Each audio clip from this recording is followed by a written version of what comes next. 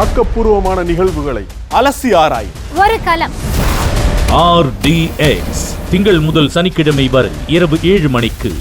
சட்டமன்ற தேர்தல் பிரச்சாரத்தை தொடங்கியிருக்கும் தாவேக தலைவர் விஜயை பார்க்க லட்சக்கணக்கான கூட்டம் கூடியது. திருச்சி மாநகரை ஸ்தம்பிக்க வைத்துவிட்டது. எம்ஜிஆர் சிலைக்கு அருகே தனது முதல் பிரச்சார உரையை தொடங்கிய விஜயின் சென்டிமெண்ட் திருப்பமாக மாறுமா? விஜயின் முதல் பிரச்சார களம் உணர்த்தும் செய்தி என்ன என்பது குறித்து விவரிக்கிறது இந்த செய்தி தொகுப்பு. பார்க்கலாம்.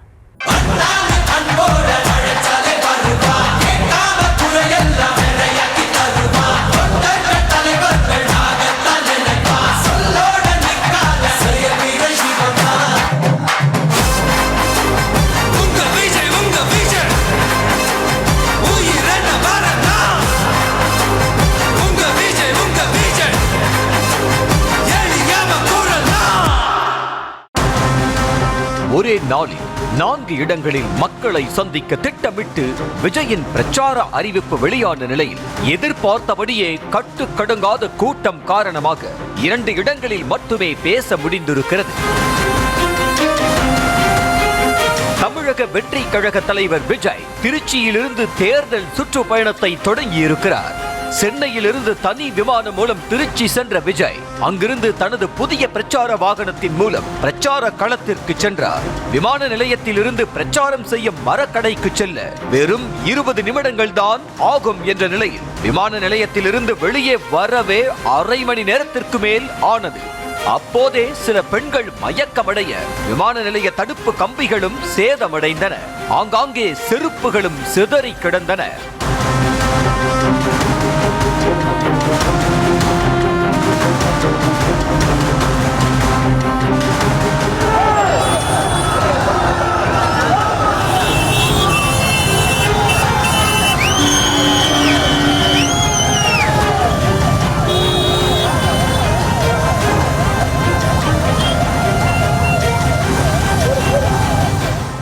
விஜயின் பிரச்சாரத்தை பார்க்க மரக்கடை பகுதியில் காலையிலிருந்தே ஆயிரக்கணக்கான மக்கள் கூடி நிற்க விமான நிலையத்திலிருந்து வழி நெடுகிலும் ஆயிரக்கணக்கான மக்கள் தன்னெழுச்சியாக விஜயை பார்க்க கூடினர்.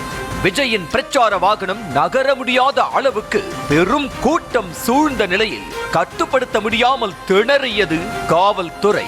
காலை 10:35 மணிக்கே உரையாற்ற திட்டமிடப்பட்டிருந்த நிலையில் நேரம்தான் போனதே தவிர விஜயின் வாகனம் மரக்கடை பகுதி நோக்கி நகரவே இல்லை. ஒரு கட்டத்திற்கு மேல் வெயிலின் தாக்கம் அதிகமான நிலையில் மரக்கடை பகுதியில் காத்திருந்த தொண்டர்கள் 50க்கும் மேற்பட்டோர் தண்ணீர் மற்றும் உணவு இல்லாமல் மயங்கி விழுந்தனர். ஆனால் முன்னெச்சரிக்கையாக ஆம்புலன்ஸ் உள்ளிட்ட மருத்துவ குழு ஏற்பாடுகள் செய்யப்பட்டிருந்ததால் மயங்கி விழுந்தவர்களுக்கு உடனடியாக முதலுதவி சிகிச்சையும் அளிக்கப்பட்டது. விஜயின் வாகனம் மரக்கடை பகுதிக்கு வந்து சேரவே பிற்பகல் 2:30 மணிக்கு மேல் ஆகிவிட்டது.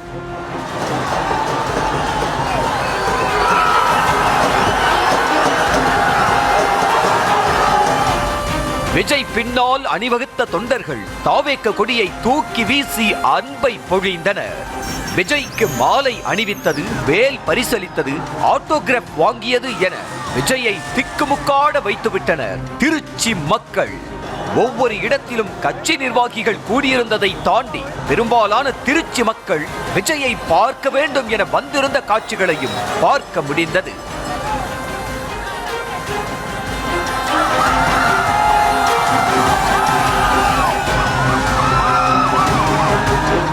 எங்கு பார்த்தாலும் மக்கள் தலைகளாக தெரிய மலைக்கோட்டை மாநகர் திணறி பொதுமக்களும் கடும் அவதிக்குள்ளாகும் சூழல் ஏற்பட்டது. கிட்டத்தட்ட 5 மணி நேரத்திற்கு பிறகு தொண்டர்கள் வெள்ளத்தில் மிதந்தபடி மரக்கடை எம்ஜிஆர் சிலை நோக்கி வந்த விஜய் மைக்கை கையில் எடுத்து பேச தொடங்கினார். ஆனால் தொழில்நுட்ப கோளாறு காரணமாக விஜயின் பேச்சு சரியாக கேட்க முடியாமல் போனது. மரக்கடை பகுதியில் கூடியிருந்த தொண்டர்களுக்கும் பாதி அளவுக்கு தான் விஜயின் பேச்சு கேட்டது. எடுத்ததுமே எந்த ஒரு நல்ல காரியம் செய்யும் முன்பு குலதெய்வம் கோவிலுக்கு போற மாதிரி திருச்சிக்கு வந்திருப்பதாக ஆரம்பித்த விஜய் தந்தை பெரியார் வாழ்ந்த மண், பேரறிஞர் அண்ணா போட்டியிட்ட மண், எம்ஜிஆர் பொதுக்கூட்டம் நடத்திய மண் என திருச்சியை புகழ்ந்து தள்ளினார். அத்தோடு திமுகவை நோக்கி அடுக்கடுக்காக கேள்வி எழுப்பிய விஜய் திருச்சியில் உள்ள அமைச்சர்கள் KN நேரு, அன்பில் மகேஷ் பொய்யாமொழி மற்றும் பாஜகவையும் விமர்சித்தார். புரட்சி தலைவர் எம்ஜிஆர் அவர்கள் அவருடைய முதல் மாநில மாநாட்டை நடத்துனதும் திருச்சியில தான். நான் சொல்றது 1974ல. அந்த மாதிரி திருச்சிக்குன்னு நிறைய வரலாறுகள் இருக்குது.